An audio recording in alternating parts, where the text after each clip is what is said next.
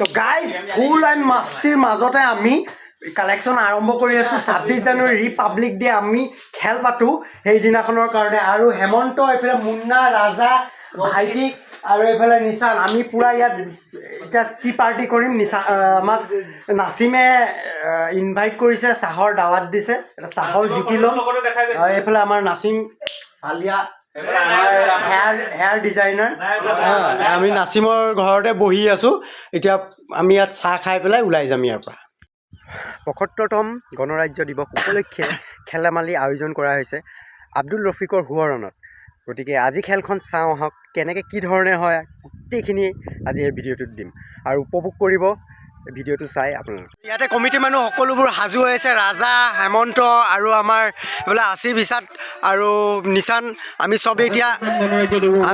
চবেই এতিয়া লাগিব লাগি ধমাধুম খেল আৰম্ভ হ'ব অলপ পাছতে আৰু বাকী ভিডিঅ'টো চাই থাকক আপোনালোকে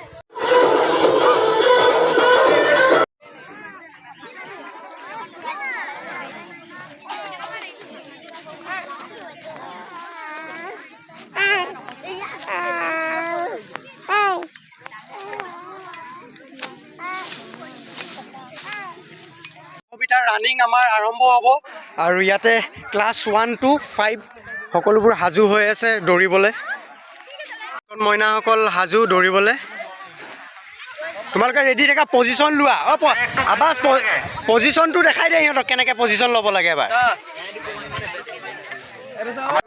আমাৰ ৰানিং ষ্টাৰ্ট হৈ গ'ল এইফালে first second third bus okay এই মুন্না পৰি গ'ল 1 2 3 1 2 3 ৰ এই দুটা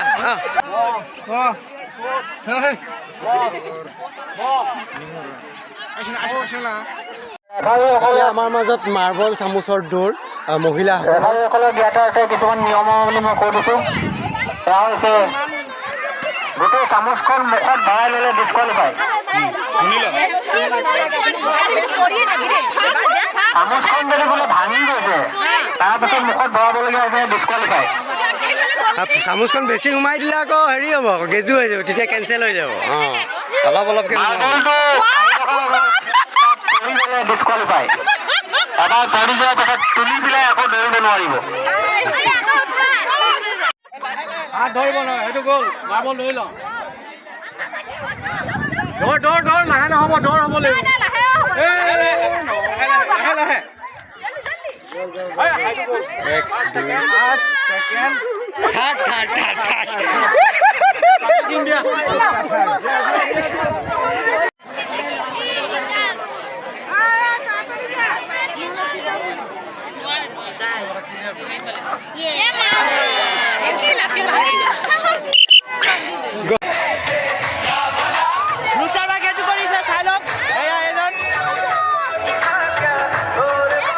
গেজু হৈ আছে পল্লৱ দত্ত গেজু হৈছে নহয় লাহে লাহে ধৰিছে এইটো কিবা এটা ডিচিশ্যন লোৱা হ'ব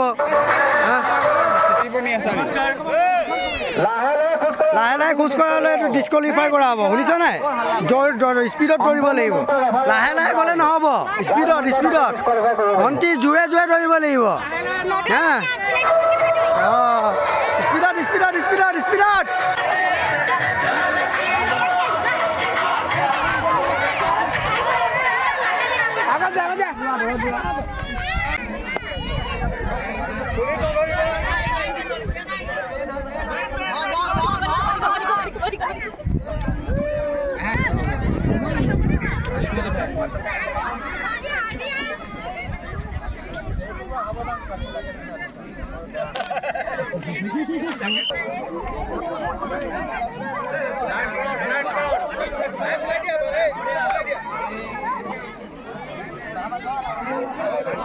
খেলিব দে আমি বাহিৰ পৰা চাব পাৰোঁ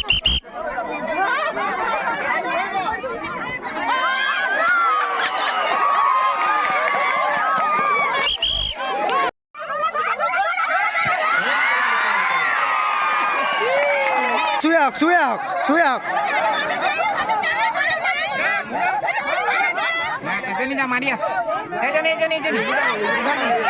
তো গাইজ এতিয়া আমাৰ খেল আছে এইটো আমাৰ টিম আৰু এতিয়া কাবাডী খেলিম আমি চাই থাকক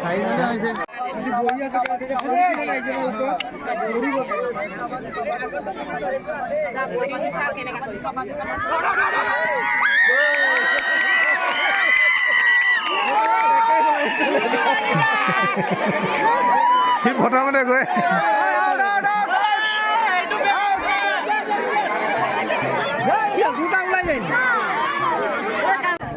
আজি খেলখন ইয়াতে সামৰণি মৰা হৈছে আৰু এতিয়া বৰ্তমান বঁটা বিতৰণি অনুষ্ঠানটি আয়োজন কৰা হৈছে। বঁটা বিতৰণি অনুষ্ঠানটি আগবঢ়াই নিব আমাৰ ছেক্ৰেটাৰী প্ৰেছিডেণ্ট ডাঙৰীয়া, লগতে আমাৰ আমন্ত্ৰিত কৰি অনা শামীম আহমেদ আৰু বহুতো গুণীমান্য ব্যক্তিসকল ইয়াত আছে। চাওঁকচোন কিদৰে কেনেকৈ কৰিছে। অনুষ্ঠিত হোৱা চিত্ৰাংকন প্ৰতিযোগিতাৰ বিজয়ী প্ৰতিযোগীসকলক আমি অভিনন্দন জ্ঞাপন কৰি আজিৰ এই কাৰ্যসূচী আৰম্ভ কৰিব বিচাৰিছোঁ। গ্ৰুপ এ অৰ্থাৎ ক্লাছ 8ৰ পৰা উচ্চ শাখালৈ অনুষ্ঠিত হোৱা চিত্ৰাংকন প্ৰতিযোগিতাৰ প্ৰথম বিজয়ী সুপ্ৰিয়া আচাৰ্য। আৰু জোৰদাৰ হাততালিৰে স্বাগতম জনাব লাগে সুপ্ৰিয়া আচাৰ্য।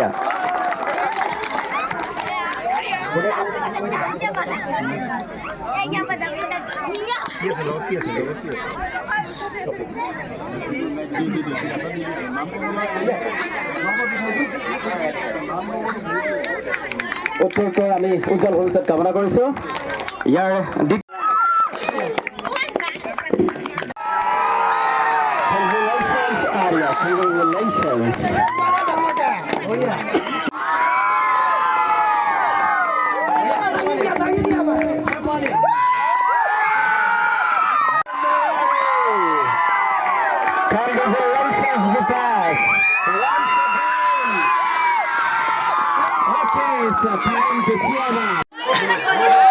Late memorial Gopal Kahar late memorial trophy তেখেতে এইটো প্ৰদান কৰিব সঞ্জীৱ সিং ডাঙৰীয়া।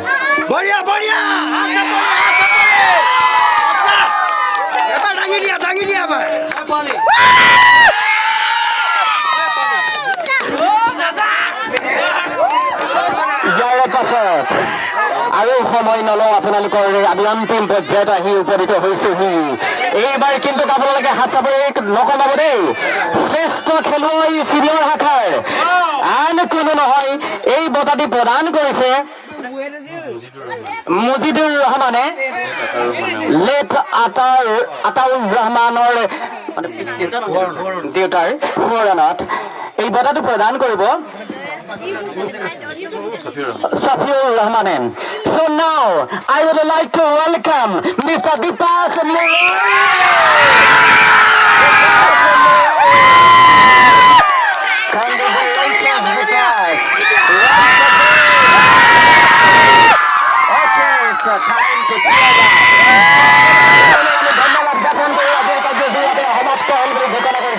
ধন্যবাদ। সমিতিৰ পল্লৱ দত্ত ডাঙৰীয়াক অনুৰোধ জনাইছোঁ।